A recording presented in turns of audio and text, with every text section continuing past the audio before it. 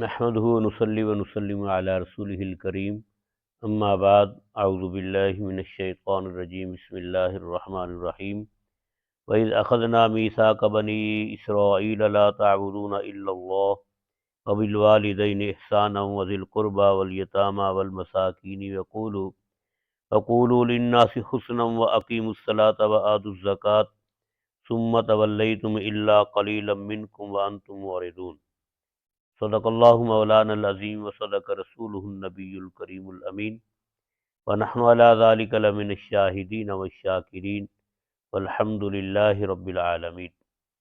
پھر نہایت ہی محترم مکرم معزز دوستو، السلام علیکم ورحمۃ اللہ وبرکاتہ۔ آج میں نے سورہ بقرہ کی آیت نمبر 83 آپ کے سامنے تلاوت کی ہے۔ اس میں اللہ رب العزت نے بنی اسرائیل سے ایک عہد لیا تھا، اس کا ذکر کیا ہے۔ اللہ تعالیٰ فرماتے ہیں وَإِذْ أَخَذْنَا مِيثَاقَ بَنِي اسرائیل، اور جب ہم نے لیا بنی اسرائیل سے وعدہ، لا تعبدون الا اللہ، کہ تم عبادت نہیں کرو گے مگر ایک اللہ کی، وبالوالدین احسانہ، اور والدین کے ساتھ حسن سلوک کرو گے، وذی القربیٰ، اور قریبی رشتہ داروں کے ساتھ، والیتامہ، اور یتیموں کے ساتھ، والمساکین، اور محتاجوں کے ساتھ، وقولوا للناس حسنا، اور کہو گے لوگوں سے اچھی بات، واقیموا الصلاۃ، اور نماز قائم کرو گے، وآتوا الزکوٰۃ، اور زکوٰۃ ادا کرو گے، ثم تولیتم الا قلیلا منکم، پھر گئے تم مگر تھوڑے تم میں سے، وانتم معرضون، اور تم ہو ہی پھرنے والے یا اعراض کرنے والے۔ اس آیت کے اندر اللہ رب العزت نے بنی اسرائیل سے یہ عہد لیا تھا، بلکہ یہ وہ باتیں ہیں جو تمام انبیاء کرام کی تعلیم میں موجود ہیں، اور تمام انبیاء کرام نے ان باتوں کی اپنی امتوں کو تعلیم دی ہے۔ اللہ رب العزت نے فرمایا کہ پہلا یہ تھا کہ لا تعبدون الا اللہ، کہ تم اللہ کے علاوہ کسی کی عبادت نہیں کرو گے۔ یہ بنی اسرائیل سے عہد لیا، لیکن انہوں نے اللہ کو چھوڑ کر بچھڑے کو پوجنا شروع کر دیا، اس عہد کو شروع سے ہی توڑ دیا، اور فرمایا کہ وبالوالدین احسانہ، اور والدین کے ساتھ حسن سلوک کرو گے۔ قرآن پاک کے اندر 4 مقامات ایسے ہیں جہاں اللہ رب العزت نے اپنی عبادت کے بعد ساتھ ہی والدین کے ساتھ حسن سلوک کا حکم دیا ہے۔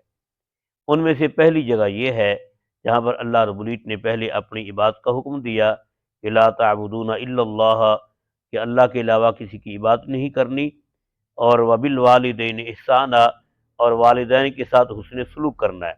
حسن سلوک کا مطلب یہ ہے کہ باپ کی بات کو اہمیت دینی ہے، والدین کی ضروریات کا خیال کرنا ہے، اور ان کے آگے نہیں چلنا، اور ان کی اطاعت کرنی ہر معاملے کے اندر، جائز معاملات کے اندر۔ اسی طرح اگر نفل کا وقت ہے، بچہ یا بچی نفل پڑھنے لگے ہیں، ادھر سے والدین نے کوئی حکم دے دیا، تو نفل سے زیادہ اہمیت والدین کی حکم کی ہے۔ ہاں اگر واجب ہے یا فرض نماز ہے تو پھر ہم پہلے اللہ کا فرض اور واجب پورا کریں گے، بعد میں والدین کی بات کو سنیں گے۔ اور اللہ رب العزت نے یہاں پر اپنی عبادت کے ساتھ جو ہے والدین کے ساتھ حسن سلوک کا حکم دیا، وذی القربیٰ، اور قریبی رشتہ داروں کے ساتھ۔ جتنا رشتہ پھر آگے قریب ہوگا اتنے اس کے حقوق زیادہ ہوں گے۔ سب سے پہلا رشتہ والدین کا ہے تو پہلے حقوق بھی ان کے ہیں، پھر اس کے بعد بھائی آتے ہیں، بیوی ہے، بچے ہیں۔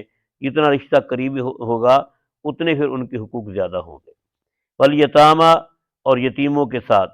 یتیم اس کو کہتے ہیں جس کا بچپن میں باپ فوت ہو جائے، جیسے نبی پاک صلی اللہ علیہ وسلم کی ولادت سے پہلے آپ کے والد محترم فوت ہو گئے تھے تو آپ یتیم پیدا ہوئے، تو جب بچہ بالغ ہو جائے تو اس کی یتیمی کا دور ختم ہو جاتا ہے۔ والمساکین، اور محتاجوں کے ساتھ حسن سلوک کرو گے۔ محتاج وہ جو دنیاوی لحاظ سے محتاج ہے، اس کے پاس کچھ کھانے پینے کا سامان یا اس قسم کا سامان نہیں ہے، ایسے لوگوں کے ساتھ اچھا برتاؤ کرنے کا حکم دیا گیا، تعاون کرنے کا اللہ رب العزت نے حکم فرمایا۔ وقولوا للناس حسنا، اور لوگوں سے اچھی بات کہو گے، برائی کی طرف ان کو دعوت نہیں دینی بلکہ اچھائی کی طرف دعوت دینی ہے۔ اس سے مراد امر بالمعروف اور نہی انل منکر ہے کہ نیکی کا حکم کرنا اور برائی سے منع کرنا۔ اور خصوصاً جو ہے نبی پاک صلی اللہ علیہ وسلم کے دور کی جو یہودی تھے، ان کو یہ حکم ہے کہ نبی پاک صلی اللہ علیہ وسلم کی جو تعلیمات ہیں، آپ کی لائی ہوئی جو شریعت ہے، اس پر عمل کرنا خود بھی، اور لوگوں کو بھی اس کی طرف بلانا۔ وَقُولُوا لِلنَّاسِ حُسْنًا، اور لوگوں سے اچھی بات کرنا۔ وَأَقِیمُوا الصَّلَاۃَ، اور نماز کو قائم کرو گے۔ ہر امت میں نماز کا حکم دیا گیا ہے، پھر یہ امت محمدیہ ہے، ہمیں بھی نماز کا حکم ہے۔ تو نماز اللہ کے فرائض میں سے یا عبادات میں سے سب سے اہم عبادت ہے، ایسی عبادت کہ جس کے کرنے سے اللہ تعالیٰ بندے کو ہر برائی اور جو ہے غلط راستے سے روک دیتے ہیں، اور بندہ رک جاتا ہے برائی سے اور بے حیائی سے جب انسان نماز پڑھنا شروع کر دے۔ اس لیے فرمایا اقیموا الصلاۃ، نماز قائم کرو گے، وآتوا الزکوٰۃ، اور زکوٰۃ ادا کرو گے۔ زکوٰۃ اللہ رب العزت کا مالی فریضہ ہے، اور ایک متعین حصہ ہے مال میں سے جو اللہ کی رضا کے لیے ہر مسلمان کو دینا ضروری ہے، جو صاحب حیثیت ہے۔ یہ غریب پر نہیں، بلکہ صاحب حیثیت جو صاحب نصاب ہے خاص کر کے، اس پر زکوٰۃ کی ادائیگی ضروری ہے۔ اور یہ صاحب نصاب کون ہوگا، اس کے لیے پھر علماء سے پوچھیں گے ہم، کیونکہ یہاں تفصیل کا موقع نہیں ہے۔ اللہ تعالیٰ فرماتے ہیں ثم تولیتم، پھر گئے تم، الا قلیلا منکم، مگر تھوڑے تم میں سے جو راہ ہدایت پر قائم رہے اور جنہوں نے اللہ تعالیٰ کے احکامات کو مانا، اللہ کے پیارے نبی کی لائی ہوئی تعلیمات کو اپنایا، ان کی تعداد بہت تھوڑی تھی، الا قلیلا منکم، اکثر جو تھے وہ اللہ تعالیٰ کی اس عہد سے پھر گئے۔